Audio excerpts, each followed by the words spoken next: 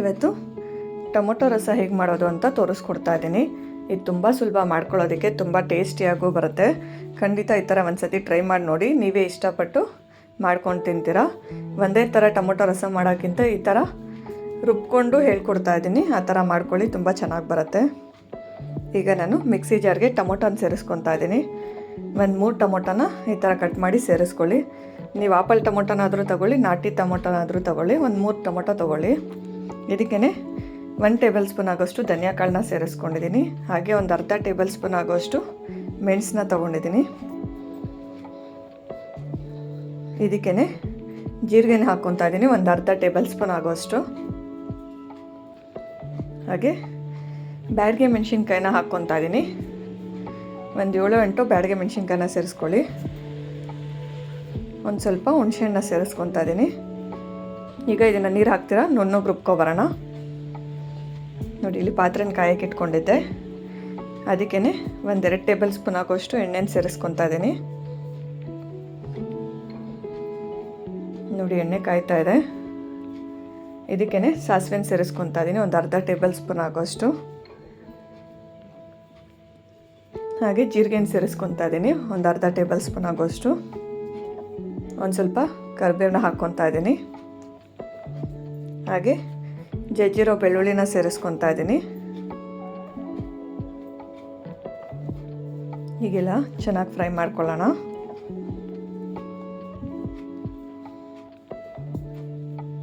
ಈ ಸ್ಲಿಮ್ಮಲ್ಲೇ ಇಟ್ಕೊಂಡು ಹುರ್ಕೊಳ್ಳಿ.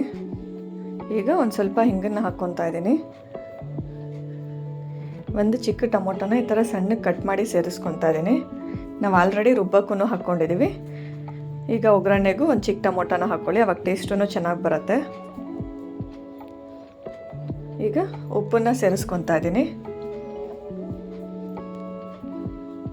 ಹೀಗೆಲ್ಲ ಚೆನ್ನಾಗಿ ಮಿಕ್ಸ್ ಮಾಡ್ಕೊಳ್ಳಿ. ಟೊಮೊಟೊ ಎಲ್ಲ ಸಾಫ್ಟಾಗಿ ಬೇಯಬೇಕು.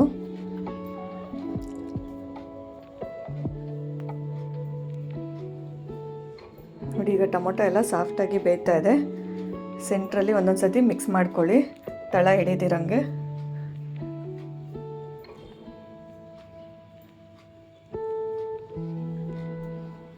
ಈ ಥರ ರಸಮ್ ಮಾಡ್ಕೊಂಡು ನೋಡಿ, ತುಂಬ ಟೇಸ್ಟಿಯಾಗಿ ಬರುತ್ತೆ. ಇದು ಬೇಗನೂ ಮಾಡ್ಕೋಬೋದು. ನೋಡಿ, ಈಗೆಲ್ಲ ಟೊಮೊಟೊ ಸಾಫ್ಟ್ ಆಗ್ತಾ ಇದೆ. ಈಗೆಲ್ಲ ಒಂದು ಸತಿ ಮಿಕ್ಸ್ ಮಾಡ್ಕೊತಾ ಇದ್ದೀನಿ. ಇದಕ್ಕೇ ರುಬ್ಬಿರೋ ಟೊಮೊಟೊ ಪೇಸ್ಟ್ನ ಸೇರಿಸ್ಕೊತಾ ಇದ್ದೀನಿ.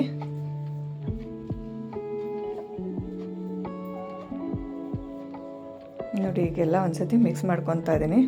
ಅದು 1 ಸೆಕೆಂಡು ಚೆನ್ನಾಗಿ ಫ್ರೈ ಮಾಡ್ಕೊಳ್ಳಿ, ಅದರಲ್ಲಿರೋ ಹಸಿ ವಾಸನೆ ಹೋಗೋ ಗಂಟನು. ಅದೇ ಮಿಕ್ಸಿ ಜಾರ್ಗೆ ಇನ್ನೊಂದು ಸ್ವಲ್ಪ ನೀರು ಹಾಕಿ ಉಳಿದಿರೋ ಮಸಾಲೆನೂ ಸೇರಿಸ್ಕೊತಾ ಇದ್ದೀನಿ.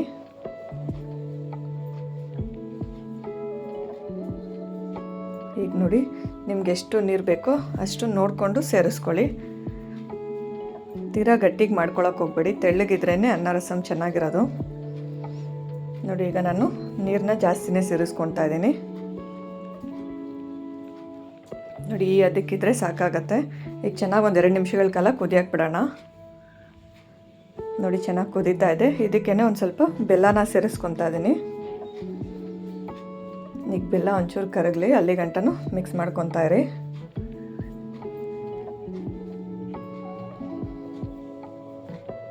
ನೋಡಿ, ಚೆನ್ನಾಗಿ ರಸಮ್ ಕುದೀತಾ ಇದೆ. ಇದಕ್ಕೇ ಈಗ ನಾನು ತೆಂಗಿನ ತುರಿನ ಸೇರಿಸ್ಕೊತಾ ಇದ್ದೀನಿ.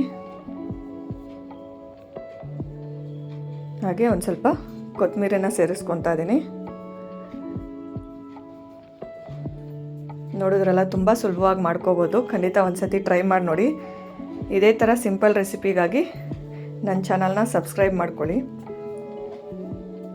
ಈ ವಿಡಿಯೋ ಇಷ್ಟ ಆಗಿದ್ದರೆ ಲೈಕ್ ಮಾಡಿ, ಹಾಗೆ ನನ್ನ ಚಾನಲ್ನ ಸಬ್ಸ್ಕ್ರೈಬ್ ಮಾಡ್ಕೊಂಡು ಹೀಗೆ ಸಪೋರ್ಟ್ ಮಾಡ್ತಾಯಿರಿ.